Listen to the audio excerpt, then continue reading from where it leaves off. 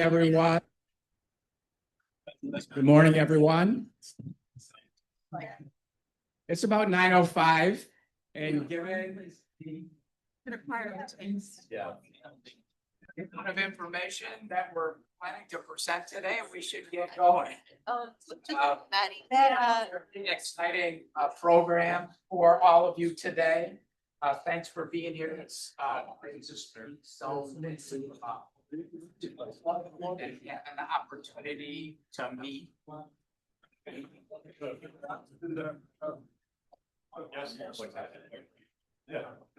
So you pile of papers. The PA system works for the electronic delivery of this to our Zoom house. You're gonna have to hear me and let me know if I need to speak louder, okay? Because even if I use the handheld, testing 1, 2, 3, is that better? I'll use this then. I didn't think that there was audio in the room, but I guess I was mistaken. So thank you. As part of the course, though, there are so many details in organizing one of these meetings. And this has been a rough one because of the times that we're in and the amount of other work that we are doing at GreeningUSA with many of you that are in the room. So let me say again, welcome to everybody. This is our 22nd annual meeting. I'm not going to spend much time talking about our history, but it's varied and goes back to 2003 when we had our first public meeting at the I think it's what is now Center State CEO. And our second meeting was held when we had county legislators present in the room back in 2004 for an Earth Day event. And I'm pleased to say that we have 3 county legislators who have agreed to be with us today at our 22nd annual meeting, which I put thank you. I put the caption on the meeting announcement: sustainability, transitions, and change. I think that really speaks for itself. And I don't really need to talk about it. We are in the midst of tremendous change. And in order to keep it sustainable, we have a lot of work. We have our work cut out for us. One of the last additions to the slide set that I put together was a quote I found, which sang to me when I was reading an article in the Nation magazine for April of this year from Representative Summer Lee of the Pennsylvania 12th Congressional District, when she wrote, "We can either keep letting polluters rig the rules and line their pockets, or we can stand up for our communities, organize, and demand better." I know what I am choosing, she continues: people over profit, health over harm. Our planet and the health of our people must never be put up for sale to the highest bidder.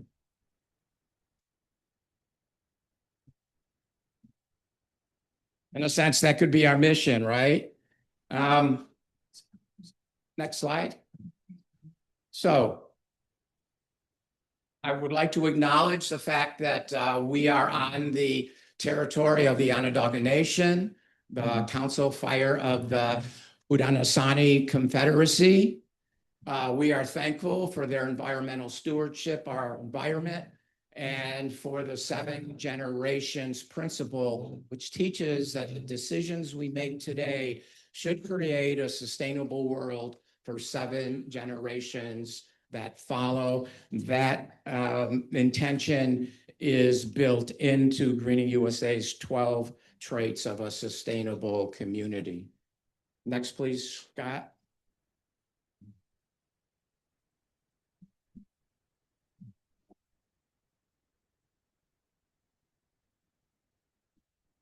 We couldn't get the clicker working today, so Scott's going to be advancing the slides here today. So please, if you haven't yet, keep your devices muted. If you're online, keep your mic muted, please. And if anybody needs a restroom or exit out the door you came in, restrooms are to the left and then an immediate right, and exit. Follow the exit signs. Scott?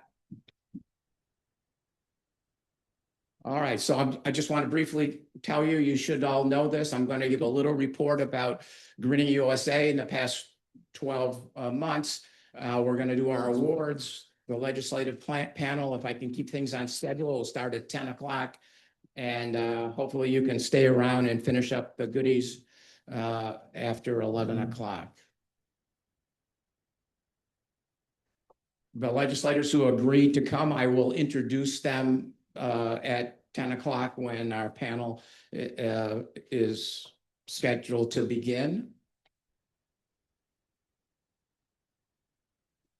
All right, so Greening USA, most of you know, is a 501c3 corporation, incorporated in 2004. Our mission was always designed to advocate for sustainable communities to benefit the local economies and environments. That's kind of our mission statement, tagline that we try to include on all our correspondence.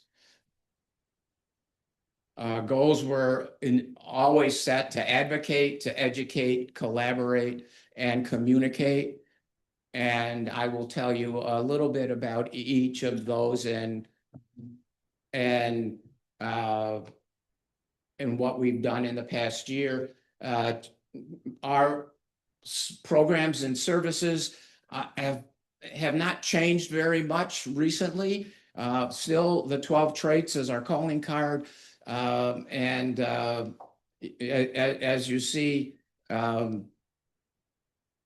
we still have the green bag lunch. I'm going to talk about each of these as we go forward. So let me not repeat the list right now today. I'm going to go forward and hit those one by one. The 12 traits of sustainable communities, as some of you know, started as a rating system to try to be similar to the LEED rating system for buildings. We wanted something to be a rating system for communities. We kind of got outspent on it by ICLEI, who created the star rating system. So we transitioned this to policies for sustainable communities. You can find it online and read it. Green bag lunches have always been part of our way to communicate and educate people. We did hold 5 green bag lunches in 2025, which was more than I expected, because we've been a little bit lax, especially recently.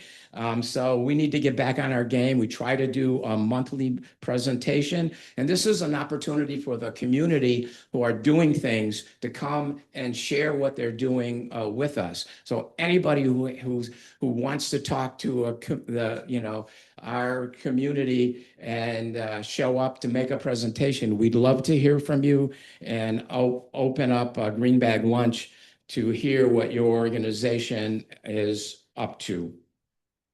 Sustainability Academy, Scott moved past that, but Scott Kushner, who's running the controls today, our treasurer, has been managing Party for the Planet in conjunction with the zoo each year, organizing what we call Sustainability Academy, getting tablers there to talk to the public about what it means to be sustainable and what is happening in the community. So in the past couple of years, advocating and collaboration has been a major focus of Greening USA. And the primary mission has been, as it says on the screen, ensuring that the delivery of Micron lives up to the promises that Micron has made. So about in 2004, we announced the creation of the Sustained CNY Coalition. 14 organizations are currently working together, primarily on Micron-related issues. This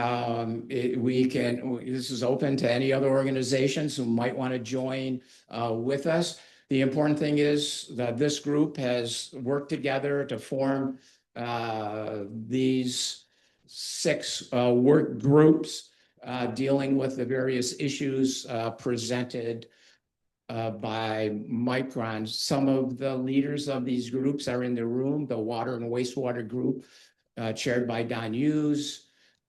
Sonia Craig is here, who's working with a group of people on monitoring energy use and climate impacts. Jan Kublik of the CCAA, Climate Change Action and Awareness, that is. We have a group formed to deal with housing, transportation, and community growth, although we could add members and really need to, kick that up a notch so that we can get it a bit more active. Good jobs and job growth are part of a group that Dick Kornbluth is chairs for CNY, Dick of CNY Solidarity Coalition, but for the Sustain Coalition. And that group has been had been meeting in conjunction with Jobs to Move America and their community benefits coalitions. And of course, we couldn't do any of this without administration, communications, and fundraising. And Peter Arsenault, who's on the call online, is chairing that operation for us. Next, please, Scott. So I want to just point out some of the important issues that are circulating in the community right now that we are involved in or other organizations are doing. I put up there the Forever Chemicals web page that Todd Fitzsimmons, who came here today, has been managing, and he's a phenomenal researcher and publicist of the issues related to the Forever Chemicals, PFAS. Coming up in 2 weeks at the college at ESF will be the Healthy Water Solutions Conference. There will be a session on water issues related to microchip manufacturing.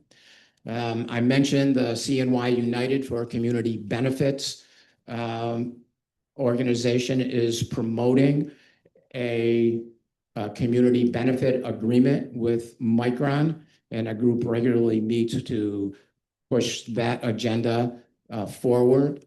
And I wanted to be sure everybody was aware that the city of Syracuse has issued a draft climate action plan. Is Karina in the room? Oh, hi. Nice to see you. I think I may only met you once, so sorry I didn't recognize you. But Karina from the city of Syracuse is the sustainability planner. For your information, comments on that plan were expected to be submitted by today or at the end of today, I guess. But I'm sure if you have any comments, she would love to hear from you about what the city of Syracuse is doing. So don't hesitate if you can't meet her deadline. But thank you to the city of Syracuse for doing that. I know the one thing I should be doing is paying attention to the time. And I want to before I move from this section of the report, just a couple more things about Greening USA. We do maintain our YouTube channel where we post those green bag lunches and I think some of our annual meetings. our video displayed there. We have our webpage, of course, and we also communicate by Facebook. Next. And the newsletter has been a little bit quiescent over the past few years. As remember, if you were with us last year, Diane Brandley, who handled all our communications, decided to step back and take a little retirement, a well-earned retirement. And so the newsletter has been sporadic at best over the past year or so. So we have recently engaged with a graphics designer to help us perhaps update our graphical and images. So hopefully we'll get back on schedule and try to get a monthly newsletter out on a regular basis. But so stay tuned. Next. So we're a small budget operation. I guess that's why we struggle with some of our tasks. In 2025, we had some expenses with our technology update. Actually, the expenses are probably a little overstated. So some of that was accrued for 2024. But our fundraising wasn't so good and last year. So we need to up our game to 2000 to next year. And we're going backwards. Sometimes it feels like we're going backwards. And so we've projected an increase in revenue to support our projected budget. Like I said, most of our expenses are related to our technology and our communication tools, but we also have to maintain an insurance policy. And so those are our big expenses. We don't need a lot of money, but we do need your support. Next. So membership and dues on our website, you can join online. That QR code will take you to the membership page. And there's also at that page, you can find a donate button. Dues are still $40 a year. We've recently decided to change and kind of make it for a calendar year. I'm not quite sure we've implemented all the bugs in that, but our intention is that we'll ask you to join for a calendar year period of time to streamline our administration of this. I certainly want to recognize the people that have been doing all the work for Greening USA on the board. Myself, John Prespior, I should have introduced myself earlier. And I've served as the Green Bag Lunch Coordinator. So if you have any ideas, would like to present something, by all means, reach out to me. Actually, you can reach me at john@greeningusa.org. Peter Arsenault is acting as our secretary and coordinates the 12 traits. And Scott Kushner, running the controls today, is our treasurer and education chair. And Dick Kornbluth has been a tremendous help to us over the past number of years. We call him our board advisor. And so, but you're important as well. You can join, volunteer. You can attend a board meeting anytime. Let us know. We meet pretty exclusively on Zoom for many of our meetings, and probably if all of them. And I mentioned about the GBL. So one note here before we'll get to our awards, a note of memoriam for the passing of Mitch. And as many of you know, Mitch was Diane Brandley's husband. In early March, Diane communicated the news that her husband had passed away from pancreatic cancer. Since Mitch was part of the Greening USA family as much as Diane has been, we at Greening USA want to express our deepest sympathy for Diane and their son Jared's loss. Mitch always was there with Diane with helping hands at tabling events, assisting with setup at Green Bag lunch programs or at our annual meetings.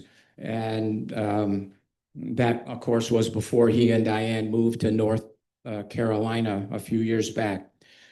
Mitch's son, Jared, said of his father, he was a giver. Wherever Dad lived, he gave his time. In Syracuse, he coached Little League, led scouts, and volunteered for local political campaigns. In later years, his generosity only grew. The Central New York Food Bank, the Liverpool Library, Beaver Lake Nature Center, the New York State Green Building Conference, GreeningUSA, and the Leesville Library in Raleigh. Service was simply part of how he lived. You know, Jared's description of his father should inspire everyone. It defines what it takes to be a sustainable community, people committed to sustaining it.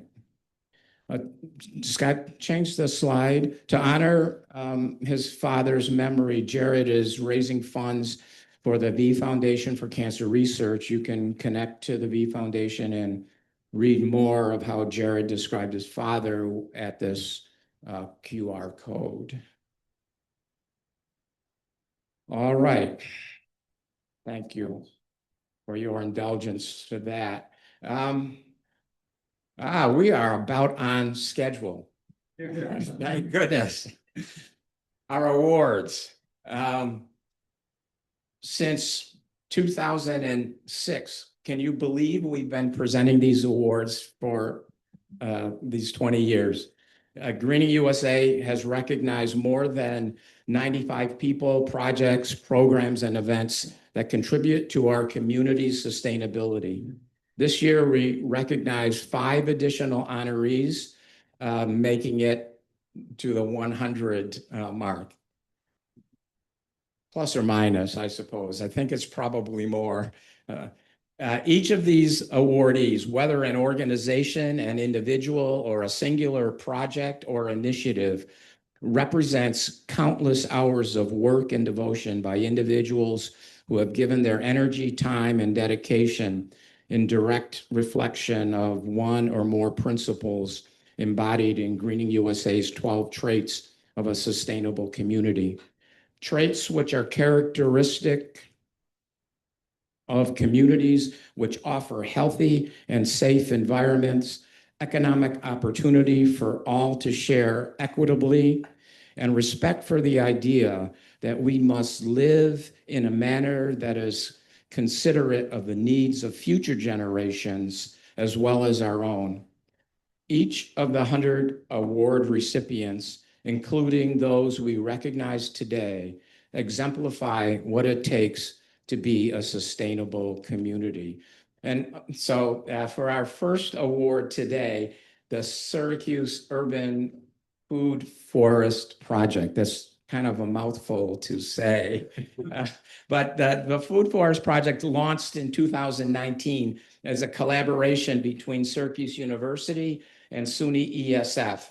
It brings together students, faculty, community members, and local partners to plant edible greenery in city parks, to study foraging habits, and explore the benefits of urban food forests, from improved nutrition to better stormwater management. By blending research, education, and hands-on action, the project is cultivating a healthier, more sustainable future for Syracuse.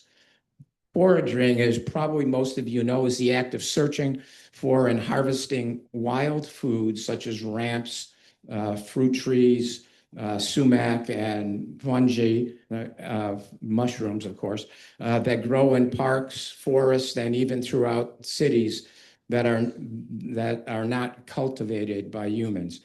Though foraging is a widespread practice, it is often a hidden activity that the Food Forest Project was created to promote on public land. The project has worked on more than 12 locations, including along a 7-mile stretch of Onondaga Creek Walk, and maybe that's changed by now. And we have a representative of the group here that may correct some of the statistics here. But the projects are largely in the city's south side neighborhood, including Kirk Park, Corcoran High School Fields, Wadsworth Park, Elmwood Park, and riparian areas between Onondaga Community College's campus and Syracuse's Inner Harbor waterfront. The program, which has connected with over 400 local volunteers, is managed jointly by Syracuse University and SUNY ESF and combines ecological sciences and urban food policy with industries like landscape design. The project has planted more than 450 trees and over 200 shrubs and perennials.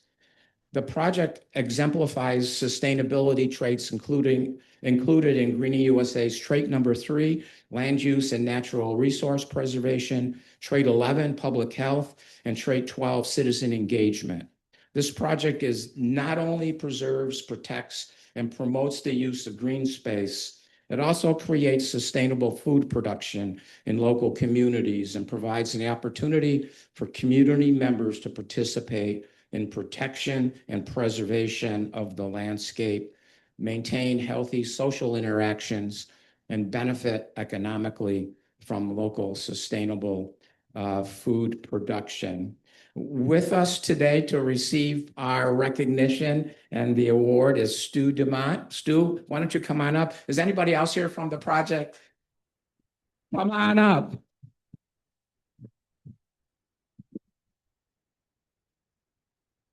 Congratulations. No, I'm sorry I didn't get to meet you before.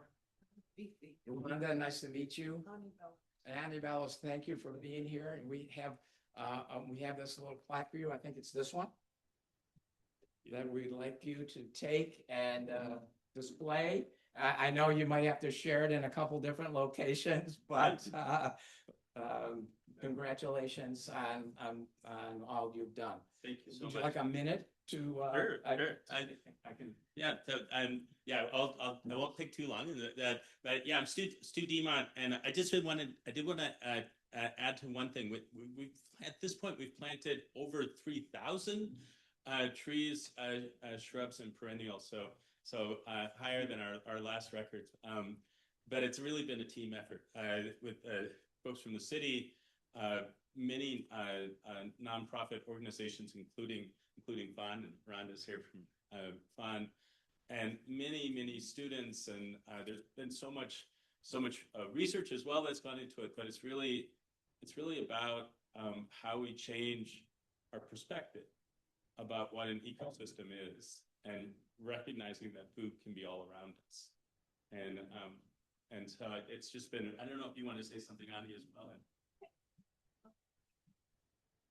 I just would echo what Stu said, but a lot of what we do is community outreach, and Rhonda is the key to that work right now. That's for the WNA webs. So I came on board from Food Access Healthy Neighborhoods Now, the organization in the valley, south side of Syracuse, who landed the grocery store and now have since also landed a pharmacy. But the importance of what Stu and Ani just said is that folks and Matt Pottinger, OEC, and the STEP program, and lots of others, folks that don't generally eat healthy don't know about all the options that are here right outside our door, that are healthy options for food. And that's why I joined in the last 2 years, and it's opened up a lot of doors. We got a lot of planting to do in Syracuse in our communities. So that's Also, Including an event coming up next Saturday over in Elmwood Park, if folks want to come out and help plant Saturday morning.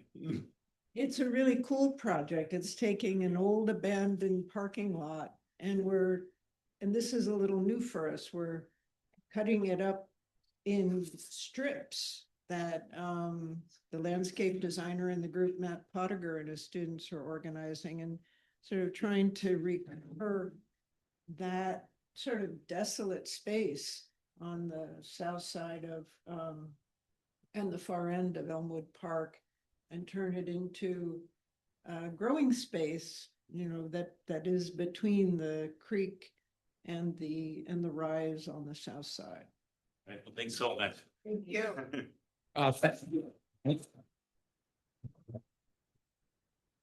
A well-deserved round of applause, and thank you for greening Central New York and USA. Our next award recipient is Families for Lead Freedom Now. Founded in 2019, Families for Lead Freedom Now is a voice for Syracuse families directly affected by childhood lead poisoning.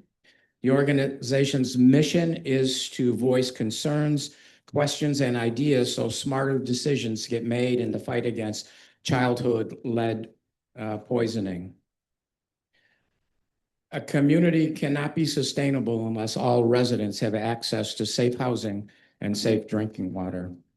In children, lead poisoning can cause developmental delays. It interferes with thought processes, lowers attention spans, and causes behavioral problems. In Syracuse, children of color are more likely to suffer these consequences.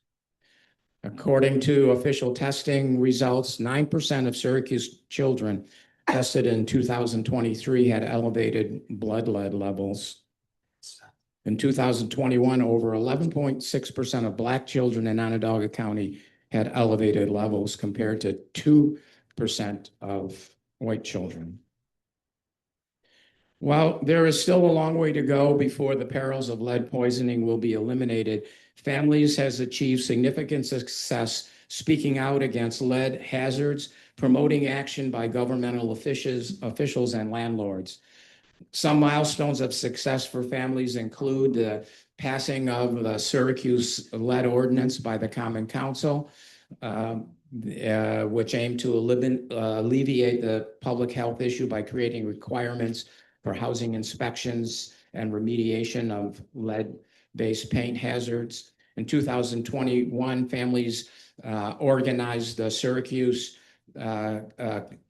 Community Lead Poisoning Forum, where we go from here and put that forum into a report.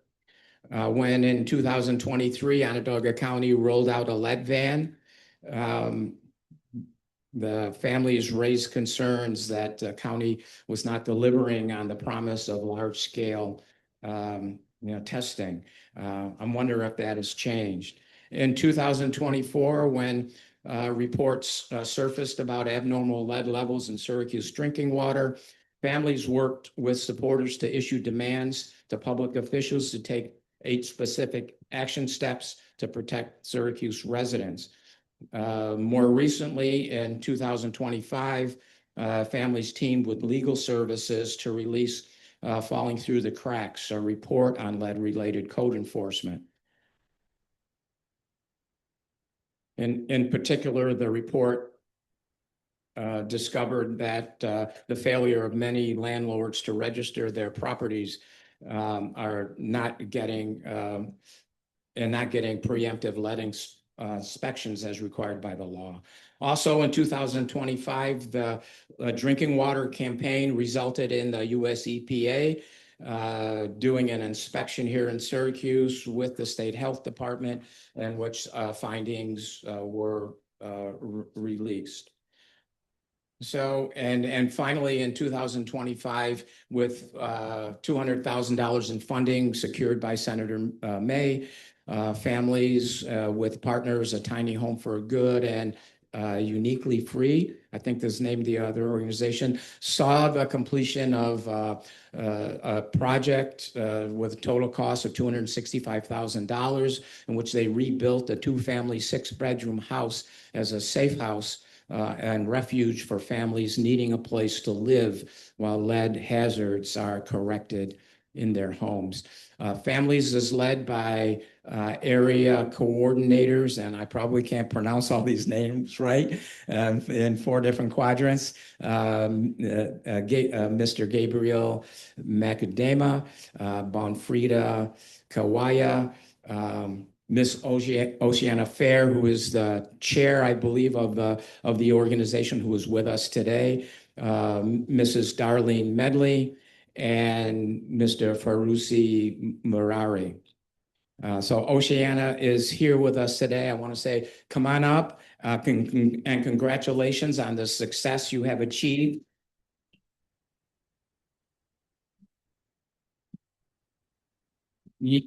Your work ethic, your work ethic and tactics are an example to all of us of what responsible, effective advocacy looks like. We know there's more work to do, but for your effort to speak up and speak out to protect the health of the community, we, GreeningUSA, selected Families for Lead Freedom Now as one of our 2025 Sustaining Our Community honorees. Congratulations. And I have a little clap for you.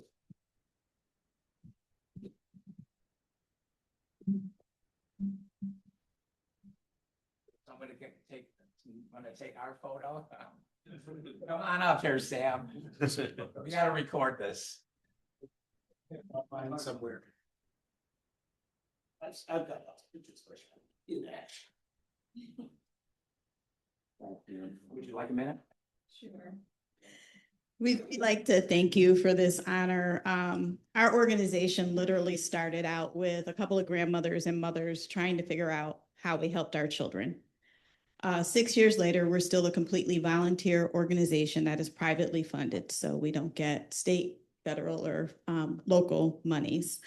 We're very grateful to A Tiny Home for Good and Rachel May's office for partnering with us to bring one of our members' dreams to life, to have a respite house so that when families are going through remediation for lead poisoning, they're not living in a construction zone. So our official ribbon cutting for that house will be June 16th. And so then we will open that house, and it will be free of charge to residents that need to stay there. And we'll continue privately funding for it. And we'll continue to do the work, whether it's lead in water, lead in soil, or lead in paint. Our end goal is to make sure that every child has a safe and healthy home. So thank you.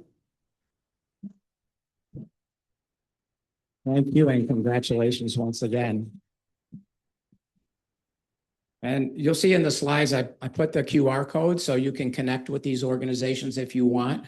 And I'm sure there's also pages there for making donations to support the mission. The next, okay, I don't know what happened there. The next slide.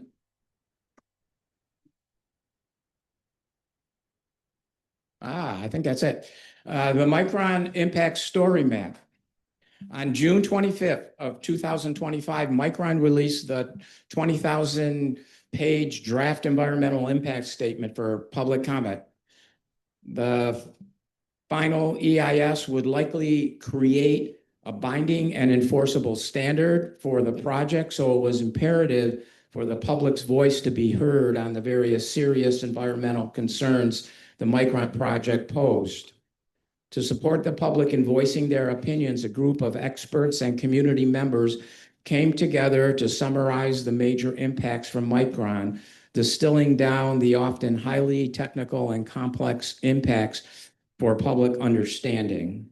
The work of over 33 experts and citizen advocates on topics ranging from air to water, childcare to transportation, and bats to PFAS was organized into a story or impact map by Maddie Nyblade, assistant professor at the Department of Environmental Studies at SUNY ESF.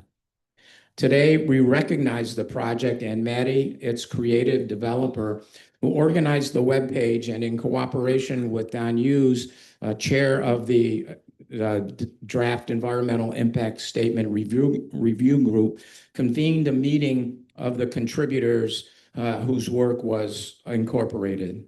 Maddie serves as a co-faculty director of the Center for Native People and the Environment, according to the SUNY website, which that center incorporates indigenous perspectives and knowledge for the benefit of Native students and works to educate mainstream students in a cross-cultural context.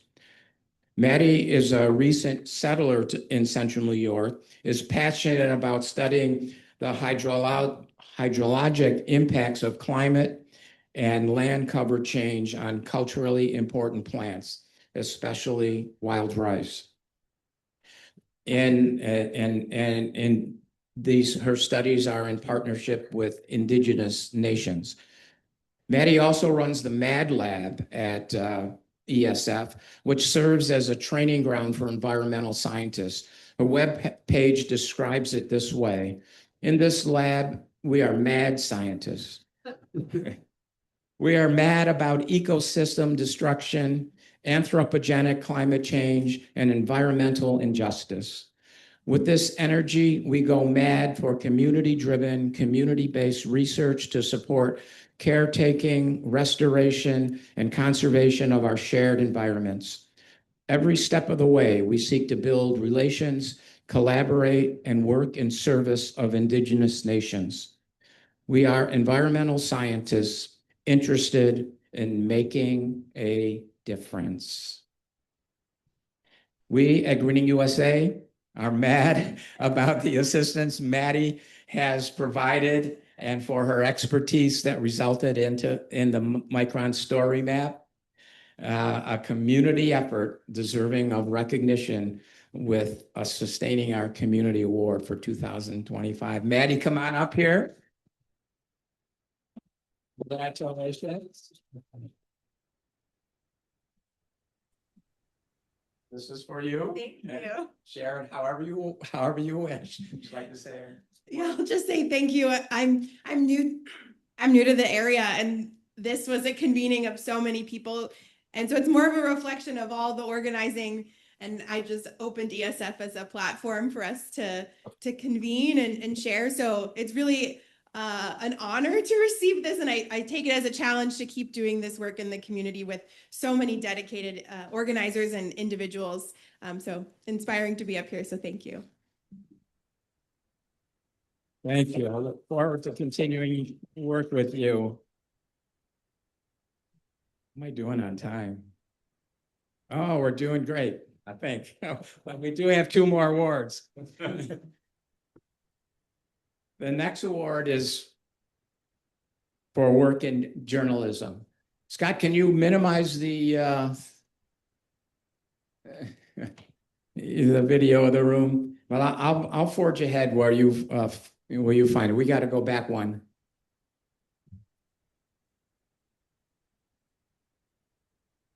All right, Central Current. As most of you know, Central Current is a 501c3 tax-exempt organization that publishes community-focused news stories. According to their website, Central Current is sustained by support from readers, grants, and underwriting from local businesses rather than advertisers and corporate shareholders. Donations made to Central Current's newsroom stay here in the community and directly support their reporting. Launched in 2022 with the goal to equip Central New Yorkers with better information about our community, Central Current aspires to helping Central New York residents be prepared when entering the voting booth, be informed about the projects and investments shaping our region, and be connected to the opportunities and challenges shared as Central New York residents. At a time when distrust of the media is at a record high, Central Current is working to repair that relationship locally through transparent, accessible, and fact-based journalism. Since publishing the first story in 2022, Central Current has produced a growing body of investigations centering on housing, policing, and local government. They also report on arts and culture, including the galleries, concerts, and nightlife that help make Central New York an enriching and more sustainable place to live. Central Current has been awarded 25 Press Club Awards, if my count of their reporting is right. 7 announced just last week for journalism in 2025, including 3 first-place awards for Best News Website, another first place for still photography, a photo essay in recognition of Michelle Gable, Michael Greenlar, and Janet Gramza's photo exhibit, A Place to Call Home, at the Outrage Gallery. And also a first place for non-daily or special interest human interest feature series in recognition of Sean Kerr's column on Valley Hillside, Bond of revered lacrosse coach, beloved stick maker, lives on in one young tree. This story memorialized influential coach and stick maker Alf Jakes. They also received a first place in 2024 in headline writing. I thought this was kind of interesting. Oswego wanted to be ahead of the curve on public homelessness, so the city criminalized it, by Eddie Velasquez. Central Currents reports on a diverse range of news stories, all to help Central New Yorkers better know, understand, and appreciate the issues shaping the region and the diversity of Central New York's culture. Through understanding of the forces that shape our community, Central New Yorkers are better prepared to make positive contributions to the livelihood and sustainability of Central New York. For the important role that Central Current is playing and contributing to the sustainability of Central New York, we are pleased and proud to recognize Central Current as a Sustaining Our Community honoree for 2025. And Max Eiley, Executive Director, is with us today. And I believe from an event they held earlier this week, they're in a fundraising mode. So you'll probably mention that. Let's not have a. Yes, you may. Thank you. So we can after with you and Maddie, John.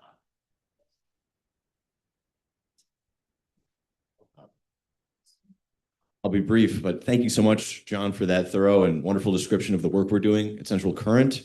I see a number of our readers in the room. Can I see a show of hands of how many people are getting our news right now? All right. Wow. Okay. These are our people. Fantastic. So many of you are already familiar, but we have seen over the last 25 years an incredible loss in the number of working reporters and newsroom staff in this community. This is a crisis that's been taking over really, the whole nation. It's not localized to Syracuse, but especially now where we have things happening in our region that will have a tremendous impact for generations to come. The urge for the need for reporting of depth that's also accessible has never been greater. How many of you had the experience of going to vote and maybe not being able to find out where the candidates stand on the issues that you care about? Is that a familiar situation? I know it's happened to me many times. One of the things we've been working on is developing a comprehensive election guide every year. We're actually the only newsroom to do this, where you can find candidate interviews with every candidate, even those running unopposed. We were very proud to offer all this reporting paywall free. So our readership has been growing significantly. We have about 25,000 unique readers every month now, and that's growing quickly. So thank you so much for all of you who've helped support that, spreading the word, sharing our articles. People ask me how to get the news. We're on social media. We have our website, centralcurrent.org, but we have a weekly newsletter I always send people to. Make sure you're signed up for that. And we are in the midst of our spring campaign, as John mentioned. So if you like what you've read, please consider making a contribution. It really does support the work. And we now have a larger staff than ever before. There's a lot more issues to cover. I was just having some conversations with Sam and Carol before this event started about the many things happening, even at the neighborhood level, that fall through the cracks of reporting. I wish we had a newsroom of 20 people to be able to cover all those stories, but we have many more reporters than we had even just 2 years ago, and that's because of the generosity of people like yourselves. So thank you so much for reading and for organizing and for doing work like this. It's really a pleasure to be here.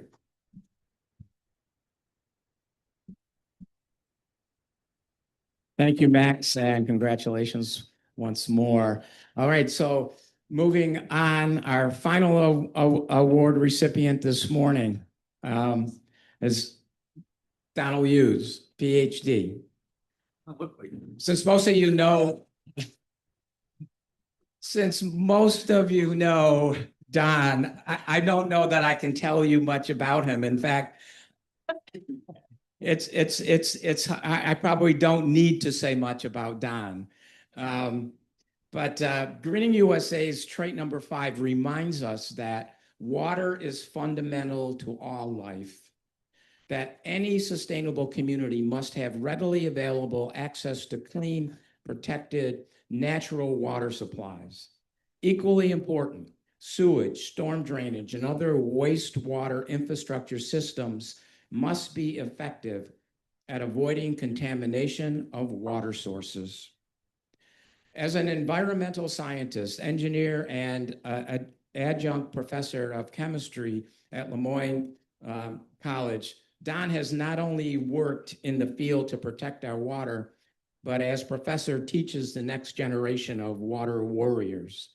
He is an environmental activist, volunteer with the Sierra Club and the Syracuse Peace Council, where he advocates strenuously for our water's defense against the pollution that would poison it, and against the perils of hydrofracking, nuclear war, nuclear power, and dependence on fossil fuels, all the antithesis of a sustainable community. In his free time, you may also find him amongst the performers at the community choir concert singing about peace and justice. According to his Sierra Club bio, Don's been active in the Atlantic chapter since 2007, initially serving on the executive committee as a representative from the Iroquois group and later as an at-large delegate.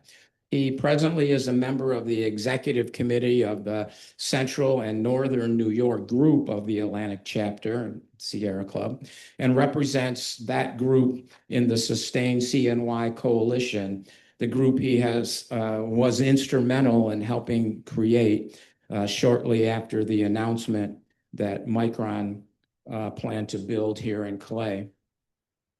As many of you know, Don's been an active force against the evils of PFAS, which will be used in the chip making at Micron's fabs. In his writing and his talks, including as a presenter at several Green Bag lunch events, I think 2 of them, at least 2 in 2025, Don has taught us the perils of PFAS. He has not only been our teacher, but the leader of the group of volunteers who have worked tirelessly to review the Micron environmental impact statement, all 20,000 pages of it.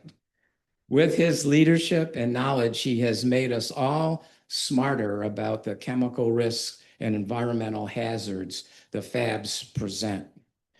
There is no one more deserving of recognition as a sustaining our community environmental warrior for good than Donald Hughes. And we are proud to include Don as part of our 2025 class. And I'll go off script for a second and say that, Don is a chemistry professor, and I went to engineering school, and chemistry was my least favorite topic. But, we live in a world governed by chemistry. And so I am glad we have Don Hughes with us, teaching us and guiding us against the onslaught that we've been facing. So Don, come up here. I have a little plaque for you.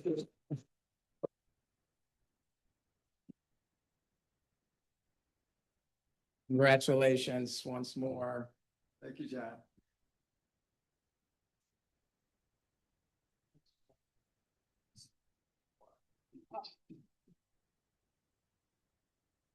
Well, I'm surprised Don hasn't received it before either. Well, we knew that 2005, he was definitely deserving of our recognition. So congratulations and welcome to the club. Thank you. Thank you very much. I've got Oh, yes. a few comments. So today's lecture will be about nucleophilic reactions. Turn to page 581 in your textbook. Actually, I did prepare a few remarks. So let me see if I can conjure them up on this evil While you look device. For that, I will say that it's 10 o'clock. We're about to begin our panel with our legislators. So Don, make it quick. Under 30 minutes, no problem. Okay, so anyway, I want to thank Greening USA. I've been coming to Greening USA events, annual meetings, and green bag lunches for many years. Before that thing we call the pandemic, when we actually sat around in a room and ate lunch together. And I appreciate how Greening USA has tirelessly advocated for sustainable solutions to complex developmental problems. And certainly the creation of the largest semiconductor factory in North America is a complex environmental problem. We are at a critical juncture, folks. We are talking about the evils of PFAS. So Micron is a semiconductor manufacturer that, like all of them, uses PFAS in their operations. It's part of their chemistry, speaking of chemistry. And what we got to do is keep the PFAS contained and not to get out of the plant. So it all comes down to containment in the process and good wastewater treatment. So I break it down to capture, concentrate, and destroy. That's what we got to do. We got to capture, concentrate, and destroy the PFAS. And so far, we are not seeing any commitment from anybody, Micron, and the county, Onondaga County, this is landed in their lap, to do that. Just to make you aware, the discharge from Micron will go to the county's Oak Orchard Treatment Plant, which is situated on the Oneida River. The Oneida River drains into the Oswego River. The Oswego River goes to Lake Ontario. You may have heard of that body of water. It's the drinking water supply for much of Onondaga County, along with 8 million other people in the US and Canada. It's essential that we keep PFAS from creating another Onondaga Lake out of Lake Ontario. Thank you.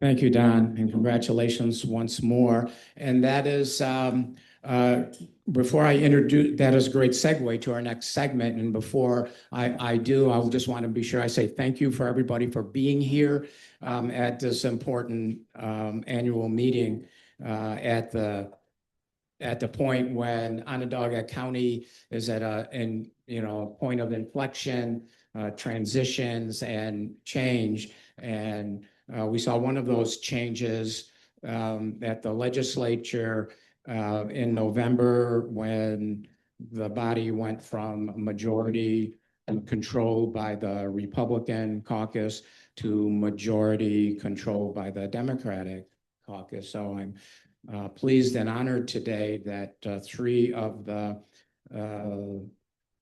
Democratic legislators agreed to be with us to share their thoughts. Can you go to the next slide?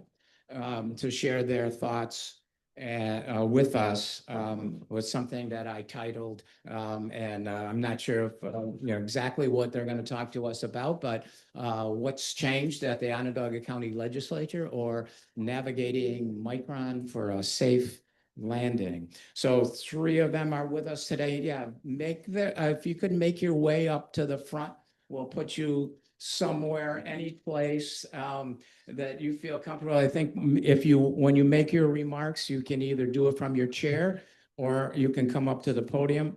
I haven't really figured out all of those details, but Nodesia Hernandez is here today, and I think she just walked into the room. She told me she couldn't get here till 10 o'clock. And so that's why we selected this time. She was first elected to the county legislature in November of 2023 to replace Linda Irvin. She was elected and is the first ever Latina legislator to be elected in the Onondaga County government as the 17th District Legislator representing the east side of Syracuse and portions of DeWitt. In 2019, when she lived in Clay, that's coincidental, the Democratic Party nominated her to challenge County Legislator Jim Rowley, but she did not win that election, but she came back. She was appointed to Rachel May's staff as Director of Community Outreach, and now I believe she still serves as Director of Public Affairs with the Senator's staff. She was reelected in 2025 and now serves as the majority leader. She is interested in housing, zoning, and transportation. And she also opposed the 85 million in county money, I think, for the aquarium. I just want to point that out. Elaine Denton is also with us today. Elaine is the Planning and Economic Development Chair and 10th District legislator. She has been described as an outspoken and involved community activist who aims to make long-lasting change in Onondaga County. Manlius resident for 15 years, she formerly served on the Manlius Town Board before stepping into the larger role in winning election in November to represent the 10th District. So just to point out, that's the eastern suburbs of Onondaga County. And she now chairs the legislature's Planning and Economic Development Committee.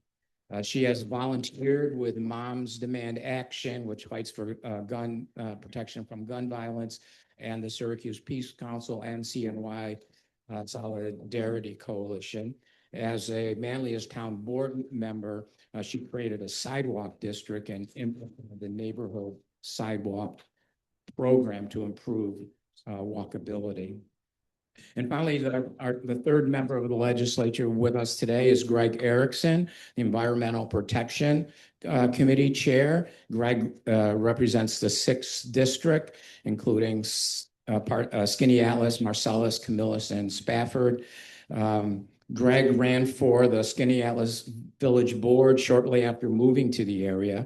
After 2 terms as a trustee and roughly a decade in local politics, he won election in November to represent Onondaga County's 6th legislative district. And as I mentioned, he chairs environmental protection. He is a lawyer. He grew up in Orange County, moved to Syracuse to pursue a law degree while serving 2 terms as Skaneateles Village trustee from 2016 to 2023. He was closely involved with the zoning and planning boards. So congratulations to each of you for being part of the majority and flipping the election in November. And thank you for being with us today. We've asked each of them to talk a bit about goals and objectives for Onondaga County, perhaps tell us about themselves and what makes you want to represent your district in the legislature. Of course, we want to hear about what the county can expect from the legislature as we, for the first time in most of our lifetimes, or probably all of our lifetimes, must plan for growth rather than status quo. So we're looking forward to hearing what you can, your wisdom, what you can share with us. I don't know if we decided who's going to go first. I think Nodesia maybe. We get to come back up, or do we just go first? First. So take 5 to 10 minutes and then we'll pass the mic. No problem. Discuss. First, I want to say thank you. That was great research. That bio, that was like one of the greatest bios I've heard of myself. I enjoyed it. Like he said, I ran in 2019. I lived in Liverpool for about 30 years. My son took a fireman exam, and he didn't realize that he needed to live in Syracuse to become that fireman and not a volunteer fireman in Liverpool. So I told him if I lost that seat, that I would move to Syracuse to help his career out. And I had lost the seat, and we moved to Syracuse, and I moved into a district where I was very familiar with, the east side of Syracuse. I worked at Nottingham High School I worked in the school district for about 17 years. I spent most of that time at Nottingham High School, the first 10 years there, and then I came back for 2 more years before I decided that I needed a different career. And yes, I still work for Senator Rachel May's office, and we know that she is heavily involved in environmental, sustainable justice, right? We did flip the county. I'm excited about that. Yes. And I was able to be the minority leader. So as a minority leader for a year, a lot different than being the majority leader, right? A lot of heavy lifting, a lot of fighting and combative in a different way, right? That my voice in that way was being used to make sure that they knew that we weren't going to take any crap.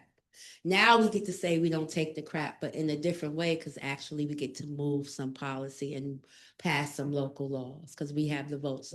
I like to say that because that was told to us often, you don't have the votes. We have the votes now. But it doesn't come that easy, right? Because there's still a chance for us to be vetoed. So in this process, I have to make sure I still have a relationship with my colleagues. I have to make sure that they decide that they want to stand with us and vote with us and do the right thing with us, right? To make sure that everyone's lives look well. So far, that has been tough, but we have had a lot of our colleagues vote on policies with us. We right now are in a situation where we have Micron coming, we have the aquarium coming, right? And we need to do it in a sustainable way that we make sure we protect our environment. I like to always say they took away my fishing area. Cardinal Road goes all the way down, and when you get to the dead end, you can actually fish there, but you can't do that any longer, right? So we have to make sure that that life is protected because of that we can't fish there. What about the fish? We still want them to live there. We still want them to be safe there, right? We fought a lot with trying to get, and I brought with me, and I'm going to leave it with you. It's a lot of pages, so we didn't make a lot of copies, but we fought hard to get the micro semiconductor manufacturing project in Clay final environmental impact statement. And we know that the news tried to get it. We tried to get it. It was a lot of work getting it, and then we got it, right? This is our fact checker to make sure that they do things right, to make sure that this statement is properly done. And I'll leave this here so you can take a look at it.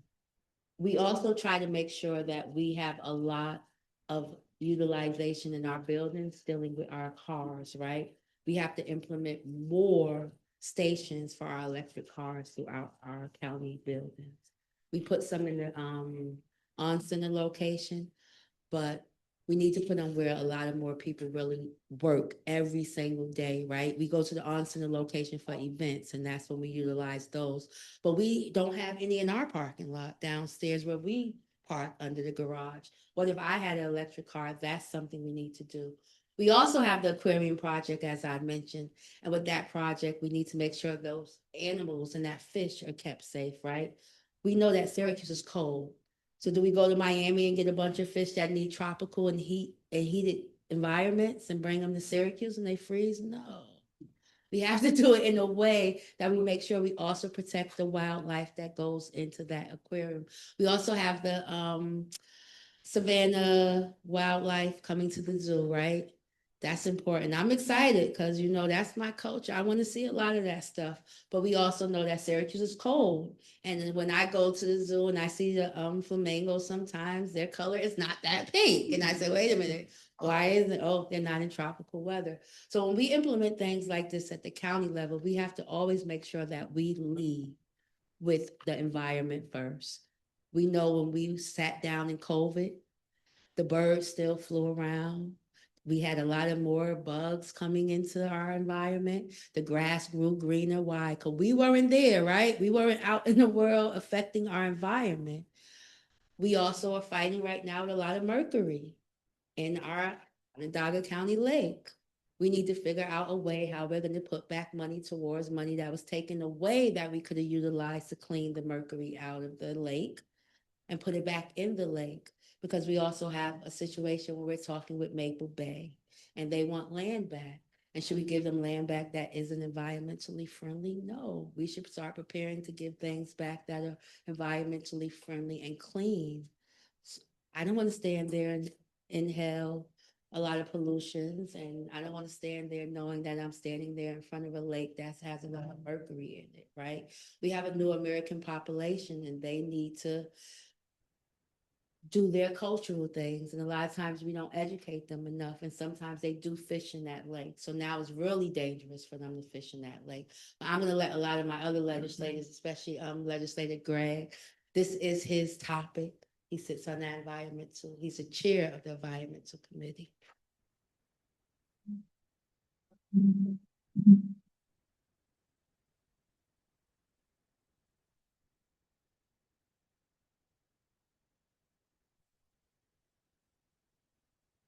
Thank you, Leader Hernandez.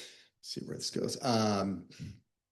I'm Greg Erickson. I'm the, as has been said, and thank you for the introduction. I'm the chair of the Environmental Committee and the representative from the 6th District.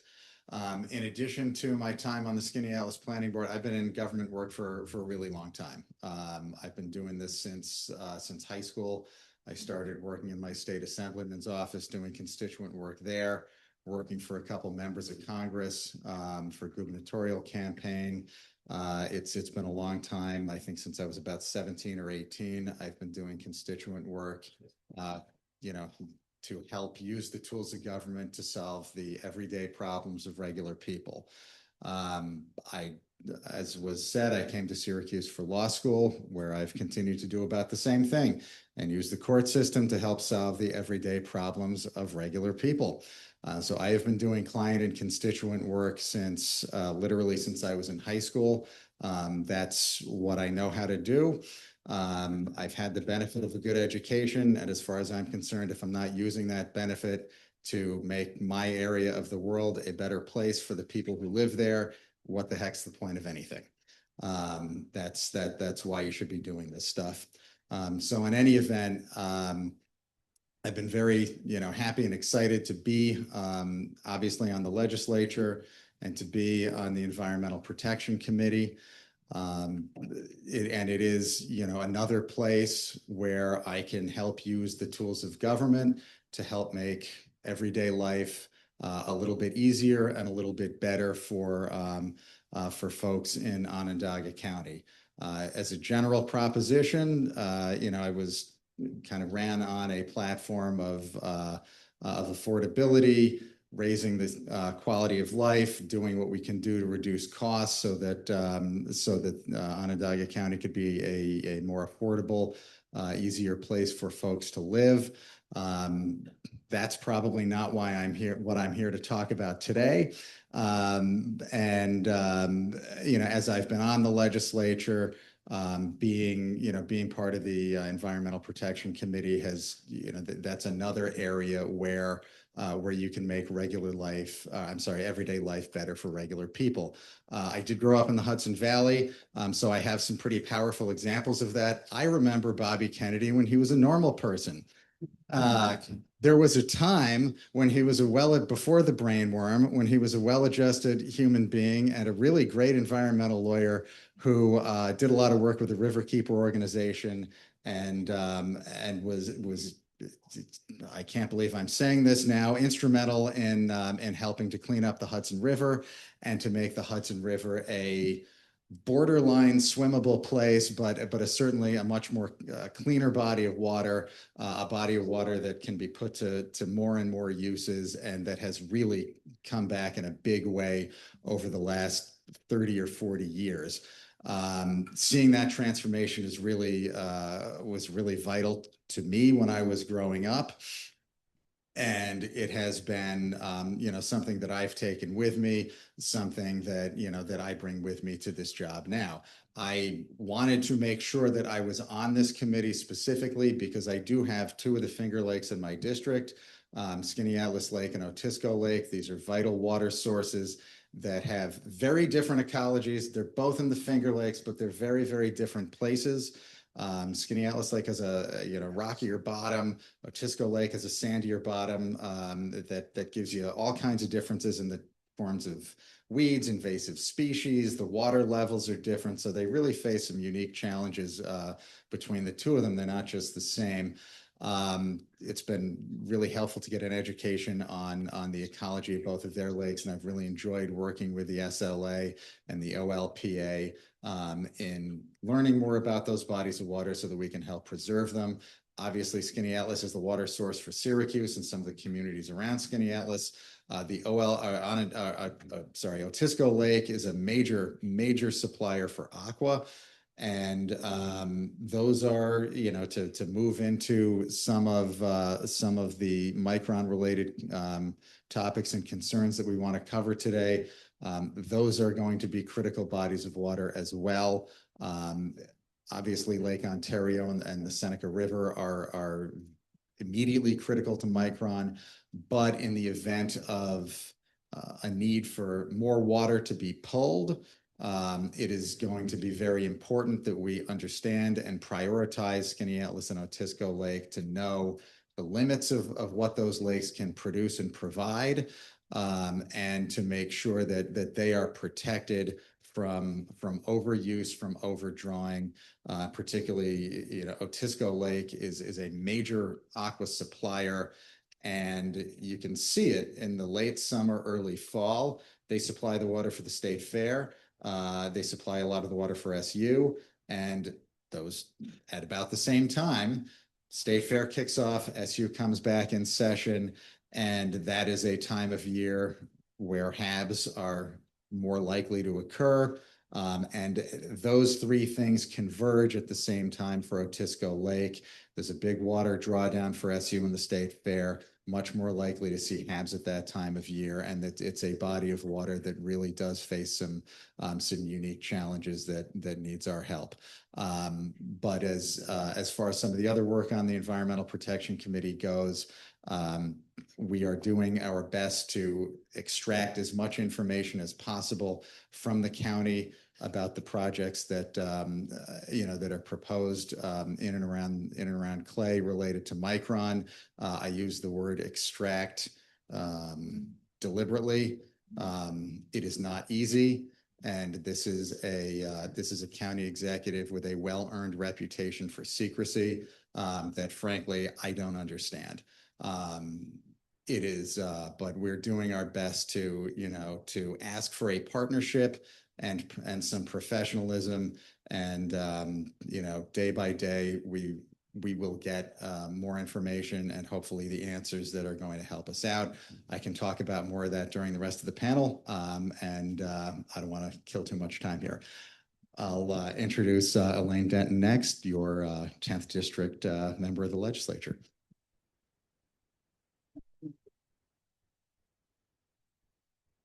Thank you. Good morning.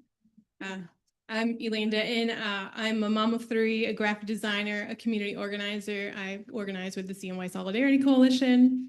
And as it was said, I did serve 4 years on the Manlius Town Board and now serve as the Onondaga County Legislator for District 10, which does include the village of Fayetteville, Manoa, and most of the town of Manlius. And I also grew up on my family's dairy farm, where my love of nature probably began.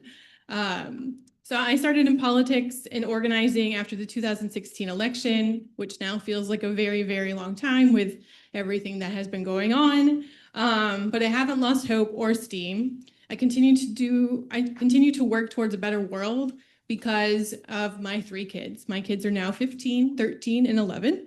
And I'm very concerned with what kind of world we're leaving to them. So I decided to run for county legislature to restore checks and balances here in Onondaga County. I'm really excited that this past Tuesday, we did pass a law to increase transparency on the Onondaga County Aquarium with the help of Leader Hernandez and Legislator Erickson. So yeah. So my goal is to make sure that the government works for the people. There are big changes we know that are coming to Onondaga County, and I want to make sure that the people of Onondaga County do not get left behind.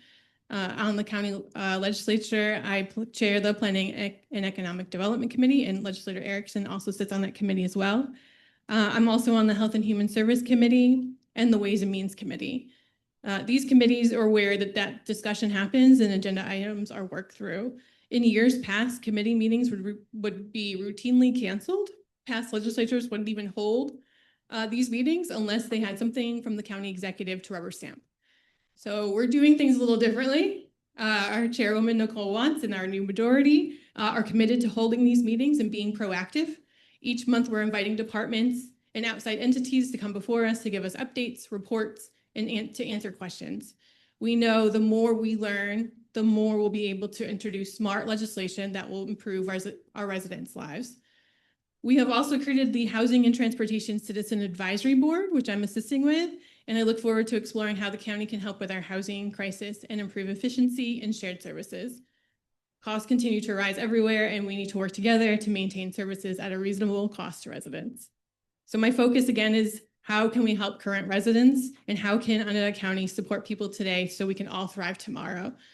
Thank you so much for having us. I look forward to hearing your comments and your questions. And thank you for all that you do to inform residents, share your experience and your expertise, and advocate for the environment.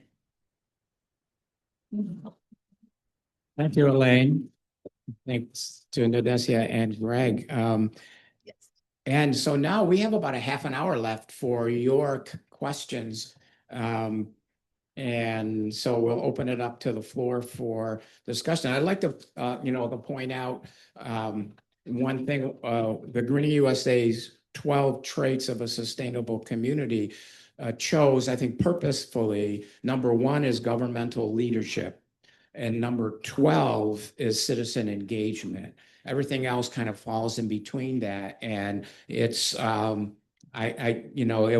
was a breath of fresh air.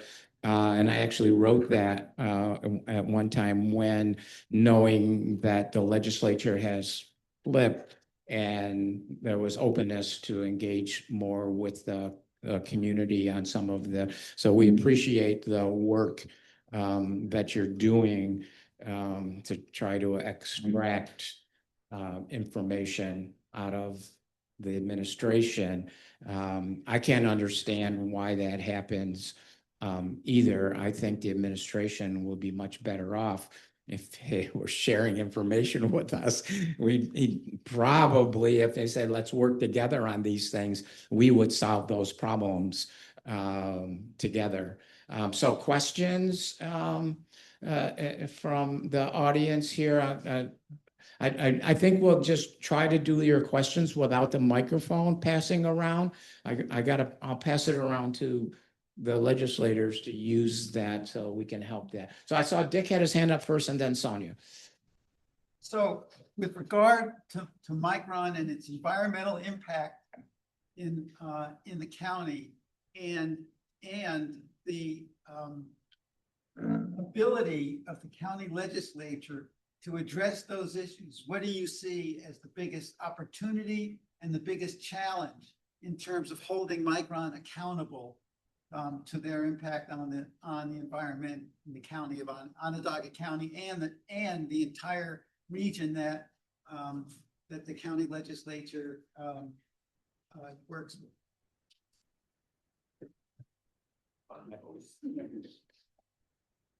I guess I can start it off. You know, we even had an owl situation up there, right? We had what was the bats? Yeah. Yep, we had a bat situation up there. We even had to protect those bats dealing with Micron. And that situation showed us that, because we say the county executive, right? But we also want our businesses when they come to be just as transparent. So sometimes we're in situations we don't know if Micron is withholding the information from us or the county executive is withholding the information from us. But what we really need to do is make sure that we have them come in, as we spoke about the committee meetings being canceled, right? And us having a lot of informational committee meetings. What our goal is to make sure that we constantly have them come in and tell us the plans going forward. Like this, I read this and it says final environmental impact statement, right? But we know this can't be the final impact. Excuse me, my grandchildren broke my glasses. This can't be the final impact statement, right? They have a good grip. They take them, they pull them off. But we need more impact statements, right? Because this is the one that's dealing with the building of the Micron facilities, but we also know that we have sewer districts going in, and we have apartments that are going in, and we have the need for those sewer districts to also have the ability to tap into water as far as flushing, right? For real, to keep it real. So what we're going to try to do is make sure that we get all the information that we need. And you talked about partnership. I was thinking to myself, wow, wouldn't it be interesting if he took county legislators with him to Japan, right? So then we can be at the table and ask the questions right from the people we want to ask the questions from, instead of him coming back with the information and then withholding the information from us and us having to extract the information from him. We really need collaboration within our county government. Hold him out. I think I can build on some of that. I think as far as the biggest challenge that we have with Micron and the environment is the county executive's office, period. If anyone watched the State of the County address, he mentioned the environment, I think once, and it was a crack about the Indiana bat. The State of the County was a love letter to corporate interests and corporate interests only, which was offensive to me because for a couple of reasons. Environmentally, obviously, it's just a love letter to corporate interests with no thought given to the environment. And as far as, you know, the economic outlook for regular people is concerned, it was a love letter to the top 1%, economic 1% of the county, and to wealthy developers. He is not looking out for regular people, period. He does not prioritize the environment, period. He set out his priorities at the State of the County address. Those two things were absolutely, positively nowhere to be found. So what we have to do is to find a way to work with this office and to get the information that we do need so that we can plan for the future and to have to understand what's going to happen next so that we can set our expectations and so that we can plan accordingly. We are doing some of that. We do know more now than we did a few months ago. That is a good thing. Hopefully we can continue to build on that. And we can go from there. As far as opportunities are concerned, I don't want to be totally doom and gloom. One of the opportunities that we do have is that the county is not the only agency or the only government entity involved with Micron development. It is not just up to Ryan McMahon and his lack of priorities. New York State is involved. The DEC is involved. There are other agencies. There is other oversight. The EPA will be involved. Hopefully at some point we have an EPA administrator who is not Lee Zeldin. Hopefully at some point we have an EPA administrator who is not planning to turn the EPA into a tool to facilitate pollution like Lee Zeldin has done. Calling him the worst EPA administrator we've ever had is the understatement of the year. But hopefully, hopefully before Micron comes online, we should have an opportunity to have a competent EPA, a responsive EPA. And, I certainly anticipate throughout that time, we will have a DEC that we will be able to work with. And, my committee is in contact with the DEC. We are speaking to them about the anticipated impacts of this. So there are resources out there to help us get the information that we need to get to you.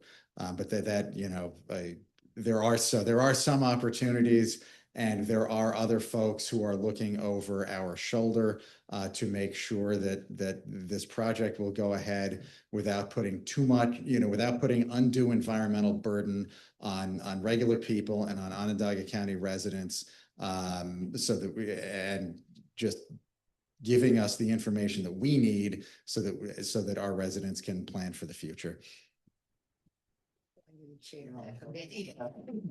Address that, or Sonia has the next question. I mean, I don't have too much to add. I think that's pretty good. Like we all know, that's why the environmental impact statement is so important. We need to make sure they're held accountable to what the stuff they agree to is in there.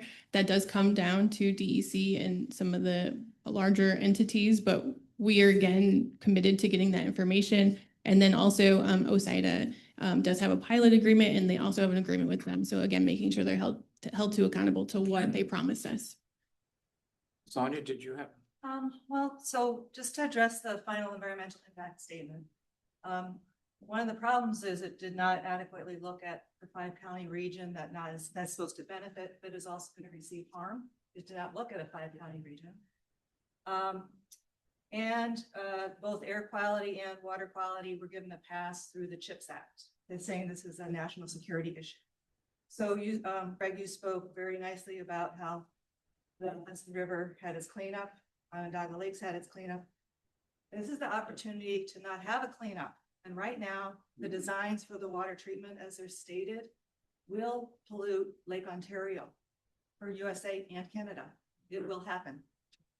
That's a fact.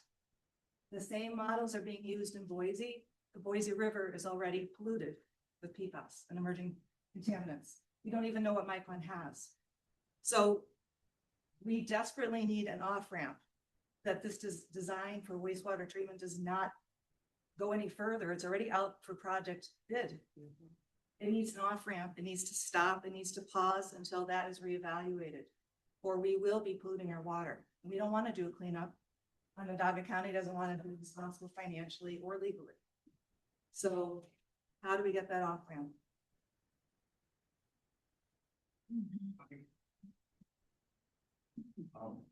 I'm sorry, but there's an opportunity that you have with the bond vote where you can shield the county from the liability. Currently, if you're the speedies discharge holder, anything that shows up downstream comes back to the county. You can't pass that along to your attorney.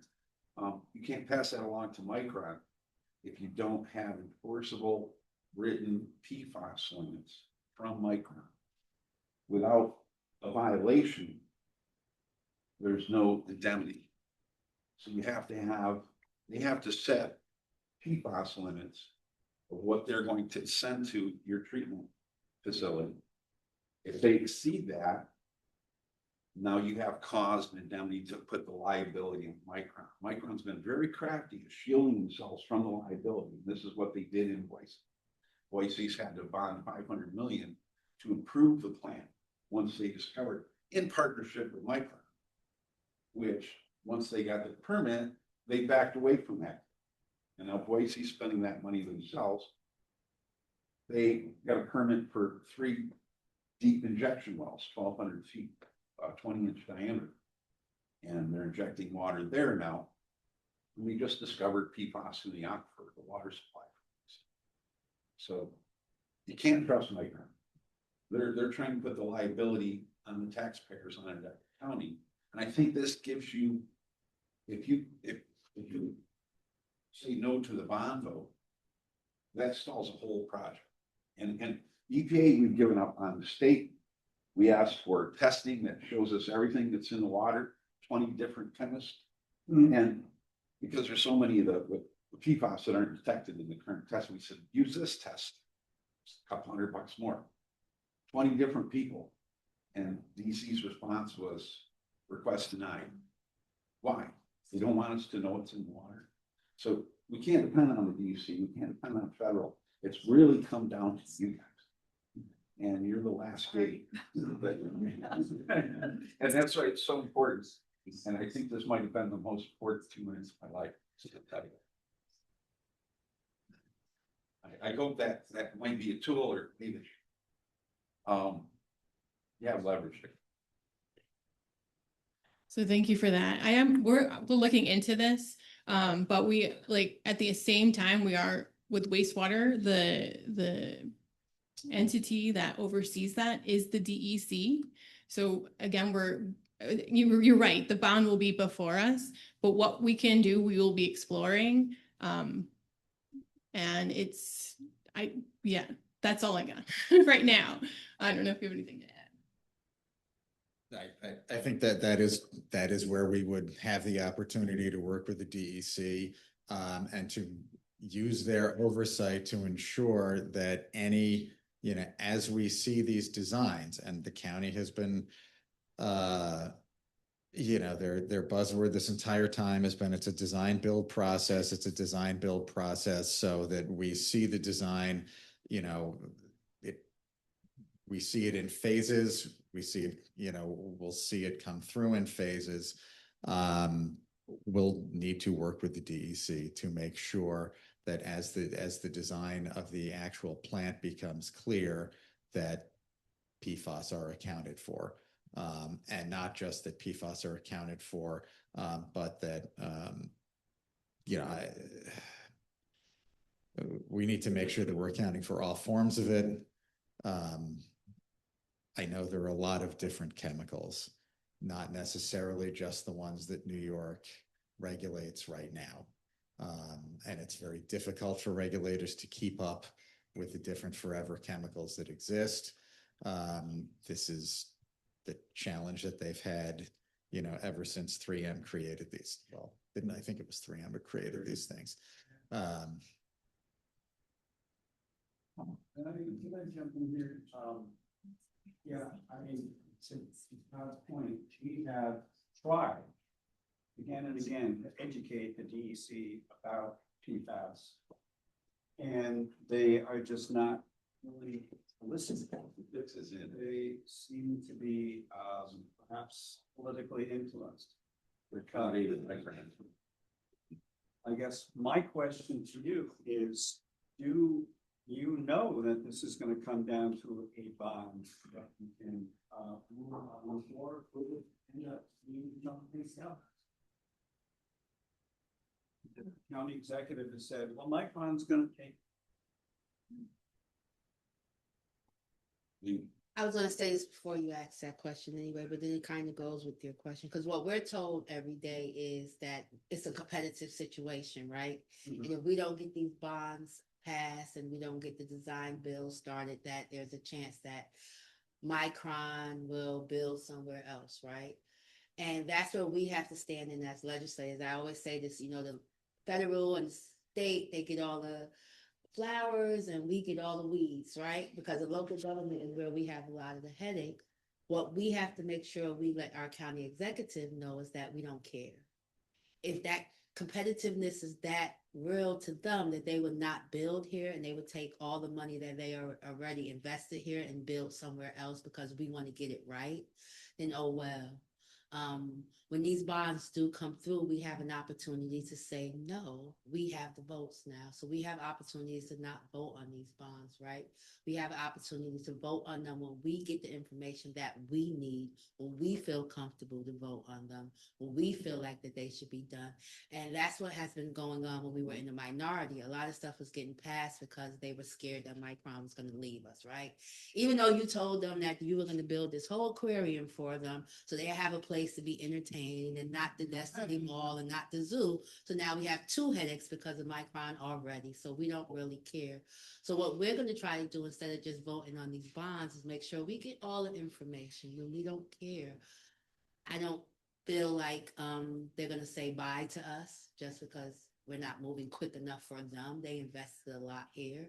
I think it needs to become a situation where we need to sit down with Micron maybe as legislators, because we never had that opportunity to talk to Micron. We talk to the county executive. So we hear a lot of hearsay, but we need your voice too. You know, sometimes we get like 100 emails as legislators.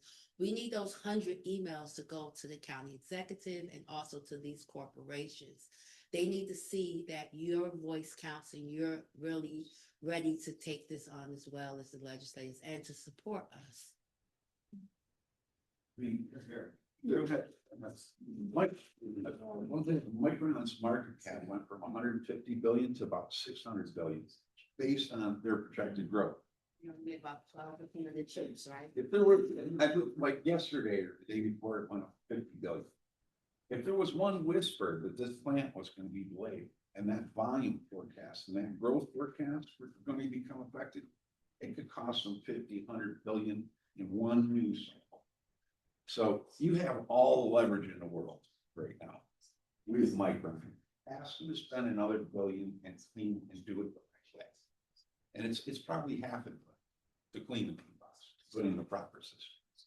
And to have the liability themselves and have them make the plan, not the county. So I think that's one of my really biggest concerns is the liability, making sure taxpayers are not liable. That's your excuse for not voting.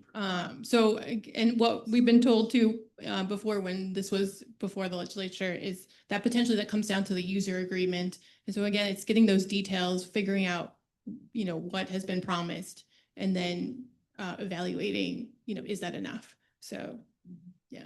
Great. I'd like to just shift you. I'd like to hear some talk about housing, because, I don't want to see, Micron is going to put pressure on housing. We already have a lot of pressures on housing. We heard this morning about the, lead problem, in the city of Syracuse. We have all this substandard, housing. How do we keep, and I don't answer this question because I'm going to call on that lady first. But rhetorically, I said, how do we keep focus on other important issues while Micron is sucking all the air out of the room? Go ahead. Sure, thank you. And I guess that's part of what I'm asking the legislators.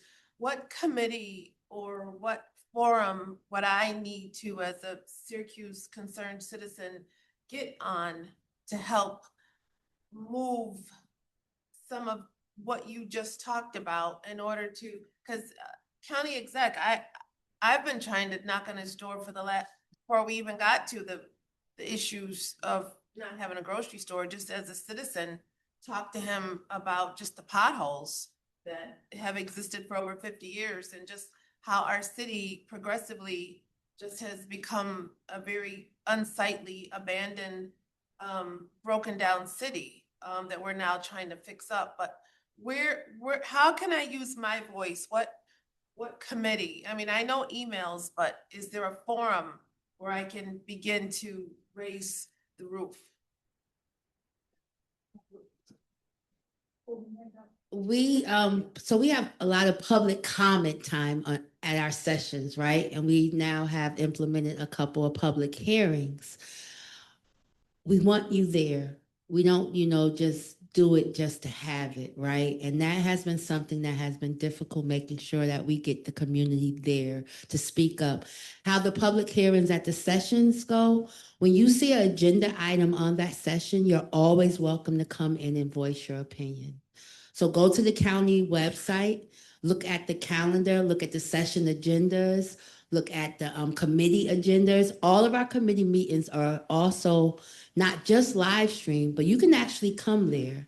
You can't speak at them, but you can come and listen and you can write your notes. And then when we have our session, those items are always on our session agenda, right? And you can come into the session. We have a 30-minute public comment time.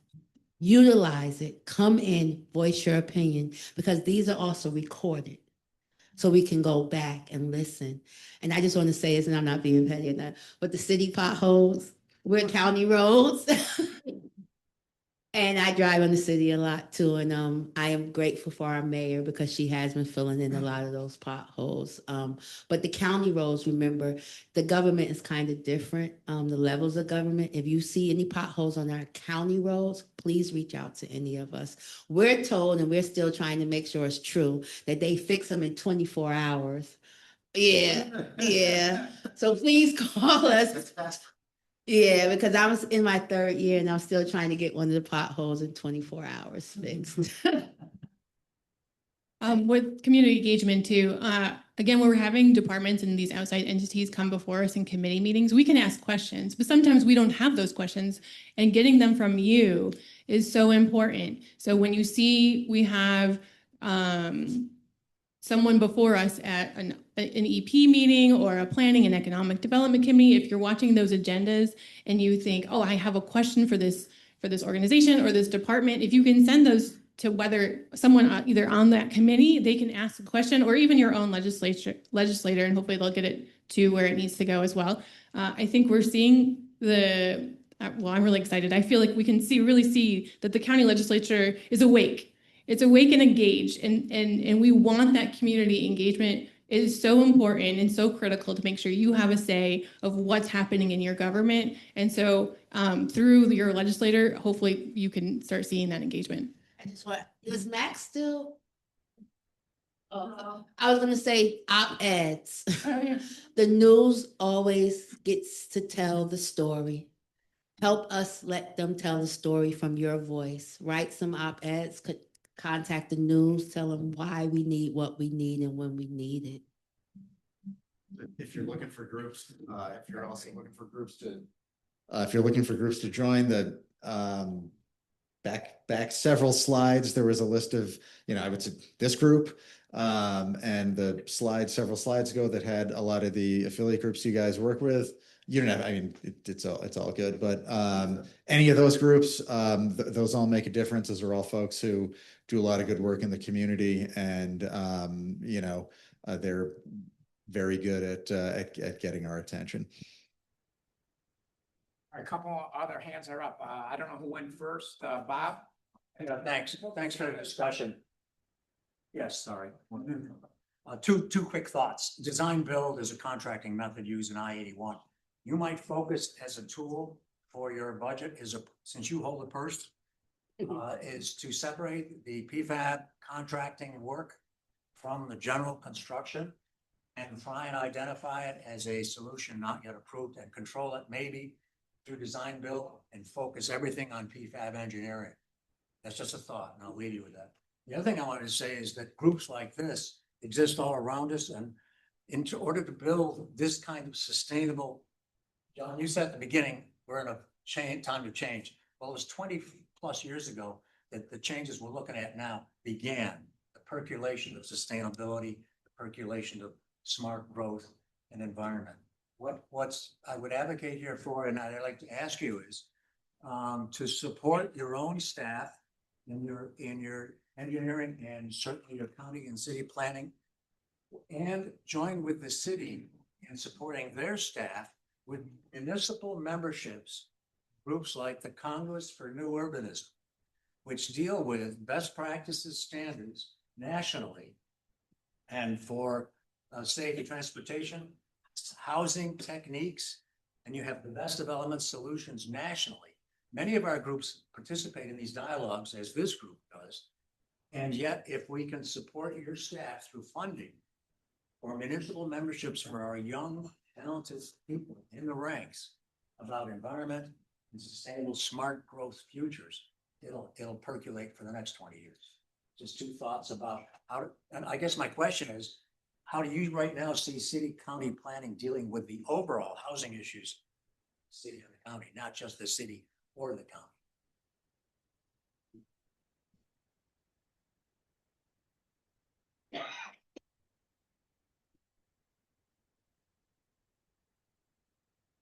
That's a good question.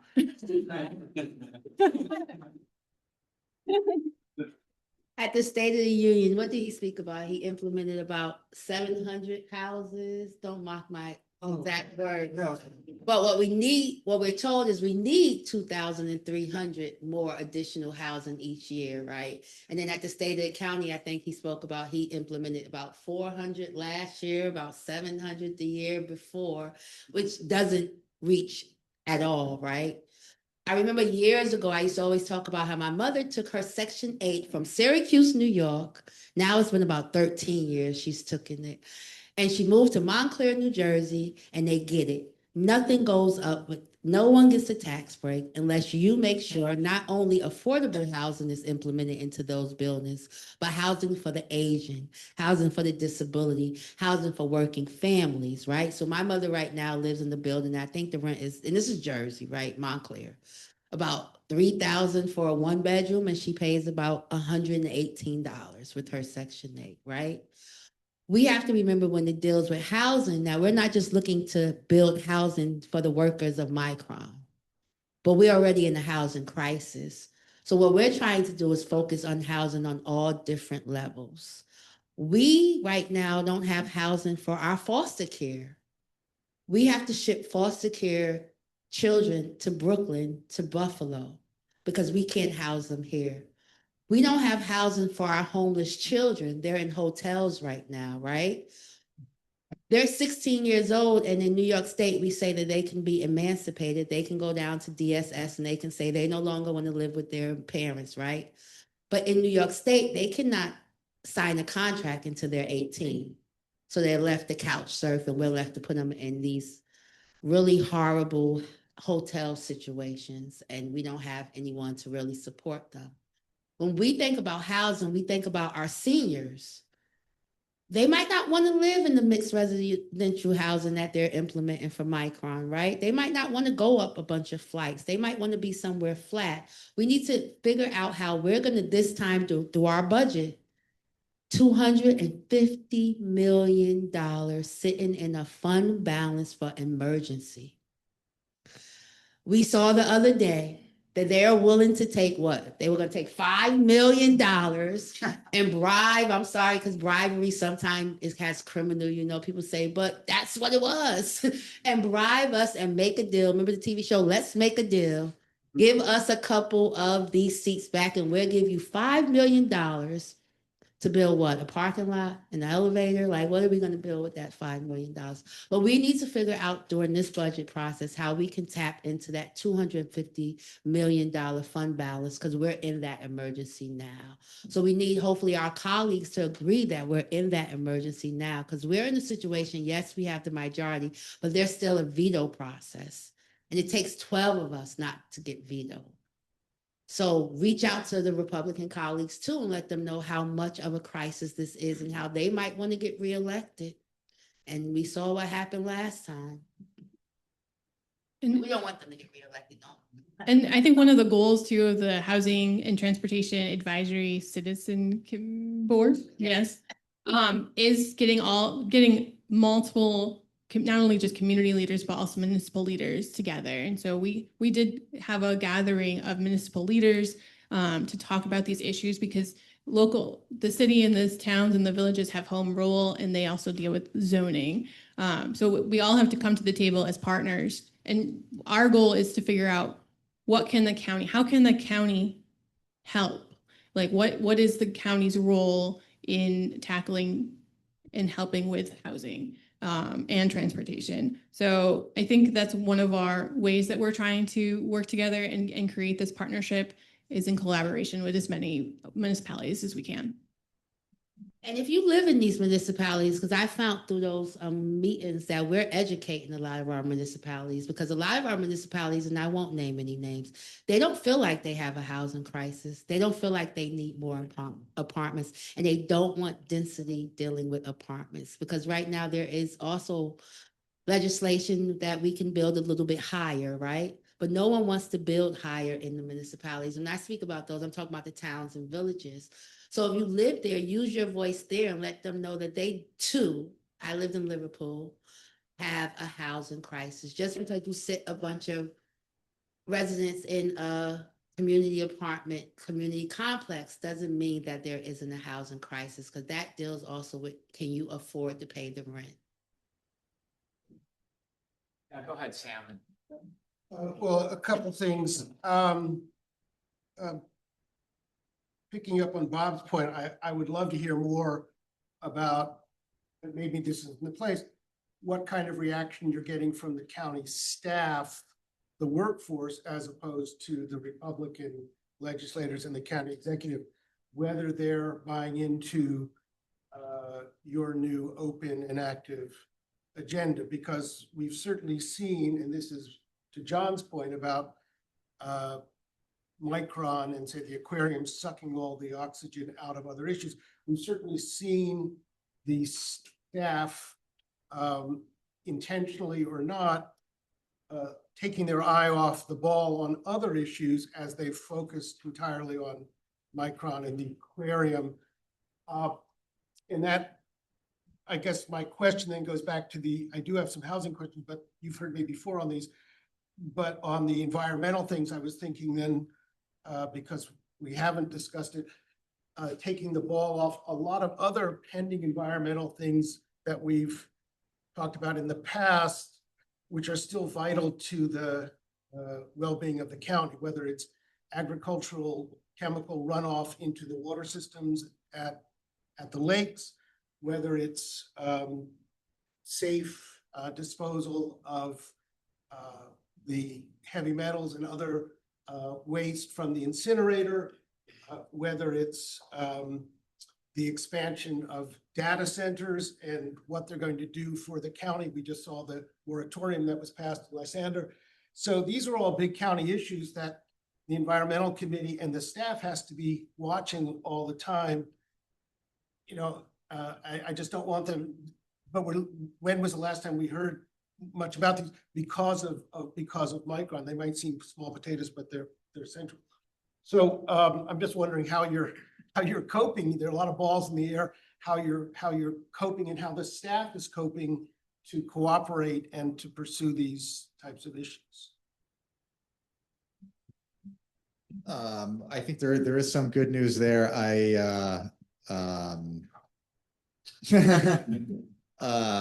Wish we had a little bit, we just for this group's background, my committee does not have its own separate staff. So that is one of our challenges. Is a lot of this work is work that we are doing individually, nights and weekends in our, what remains of our spare time. But as far as some of yes, you are correct. There are plenty of other environmental challenges that we do face. There's some decent news on, I think one of the reasons we haven't heard some of those items may be in the news a little bit less is because they are moving in a I don't know about I'm not a particularly effusively positive person all the time, but they're moving in a pretty good direction. There are Lysander is passing a moratorium about data centers. Out my way, I believe Skinny Atlas is looking into the same thing. The municipalities on their, individually are waking up to this problem that data centers do nothing but, they benefit billionaires who live hundreds of miles away from here, and they waste just trillions of gallons of water. They serve no one in the locality and only, some unseen billionaire. That's good that municipalities are waking up to that. For agricultural runoff, watersheds, we do have good qualified people working for this county in the Office of the Environment. I am not here to totally give bad news about the state of the county. We have genuinely good, talented, qualified people working in the Office of the Environment, working at the Cornell Cooperative Extension, working at groups like the SLA and the OLPA, who are truly planting hemlocks, acquiring old farmland. We've got this, Finger Lakes Land Trust, the Central New York Land Trust. The land around these lakes is being acquired by people who know what to do with it, by people who know how to preserve it and protect it. There are large communities of people doing great work along those lines. So that is something genuinely good that for once in this panel, I'm happy to tell you about. Happy to hear it. And I think at the local level, at the grassroots level, there really are people who are doing that.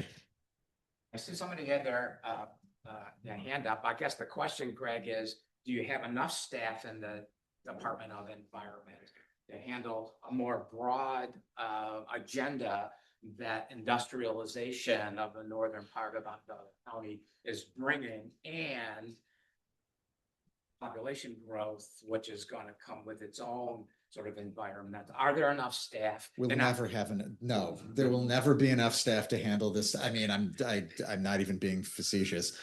There will never be enough manpower to handle this. These problems are critically important, but we do have people who are dedicated, who are devoting their time to it, and these are things we're just going to have to continue to. Very specific follow-up on that. I've heard there's some issues with water environment, right? You lost one director, or a new director for the whole organization.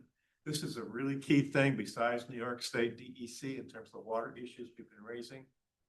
What do you hear? What do you feel?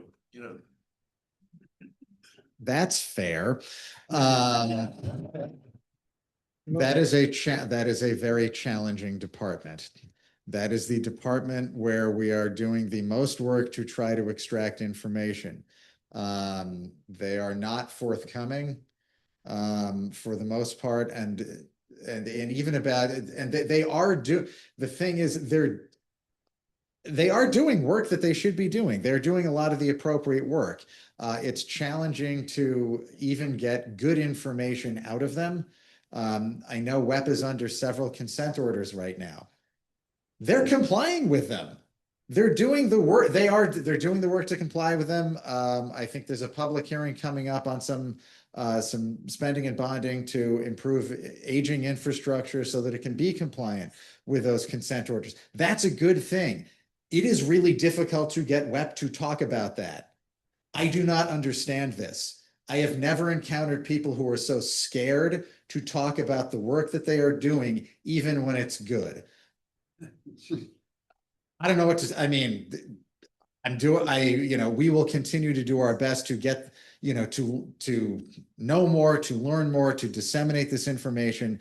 I mean, on the positive side with WEP, they are doing a lot of the work they should be doing. They are doing a lot of good work to comply with their consent orders, to fix the sludge drying facility, which was an embarrassment, not necessarily, and I think some of that was truly the fault. There may be litigation there. Some of the sludge drying building. Right? Yeah, I believe some of that is truly the fault of the contractor. It obviously makes the county look bad.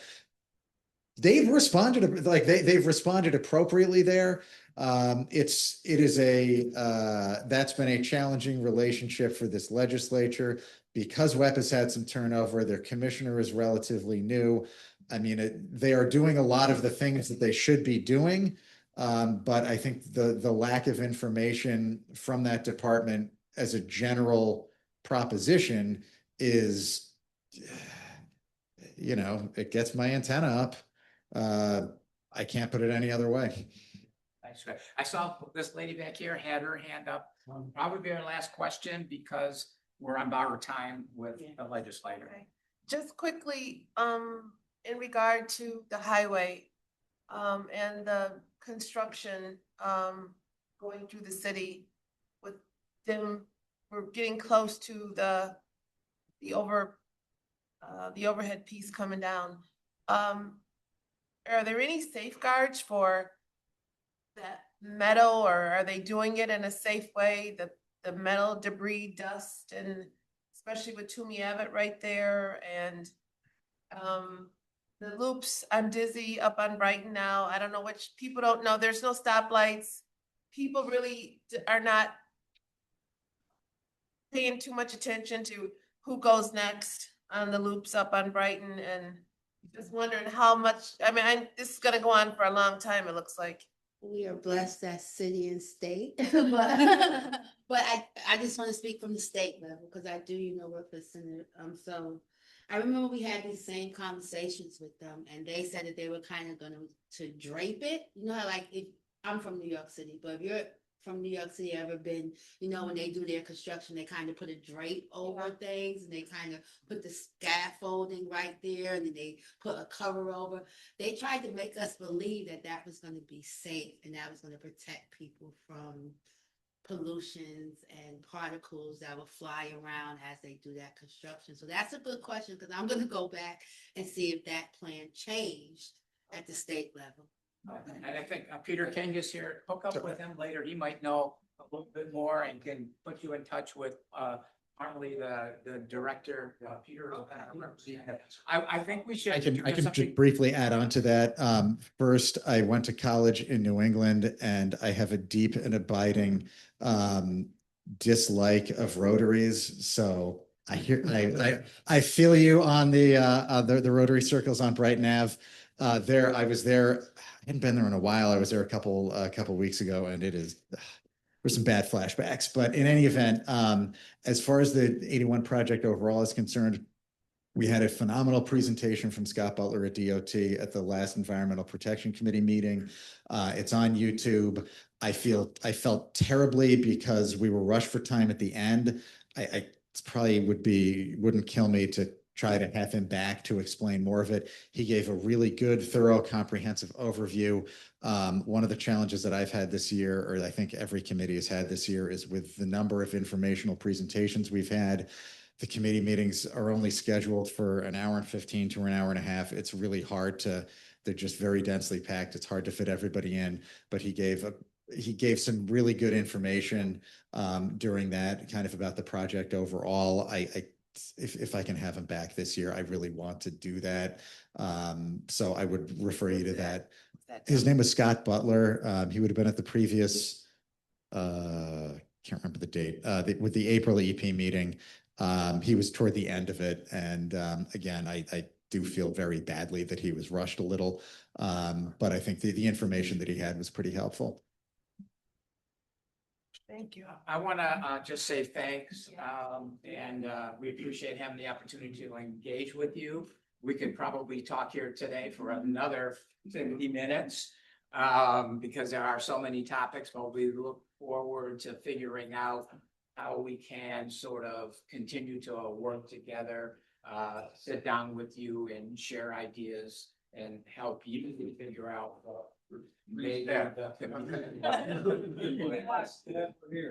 Please keep speaking up. Please keep speaking up. Please keep holding our feet to the fire, because that helps us do our job. But thank you so much for. Yeah, never pay us because everyone says we're politicians and they think we know everything, but no, we need as much education as we can get ourselves. Today, whenever. You know, there was an environmental. Thank you.